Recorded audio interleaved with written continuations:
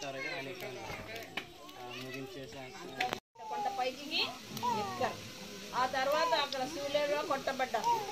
ఆకాశానికి భూమికి మధ్య ఆ సిలువలో వ్రేలాడుతూ ఆ ప్రభు తన రక్తం చివరి బొట్టు రక్తం వరకు కూడా మన కొరకే చిందించారు. జీవం ఇలా చెప్తే సారదు, వచ్చేసారి మంచిగా చెప్పాలి, సరేనా? ఇప్పుడు చూడండి, నా మూలమున తప్ప ఎవడును నా తండ్రి దగ్గరికి రాలేదు. తండ్రి ఎక్కడ ఉన్నాడు? పరలోకములో ఉన్నాడు.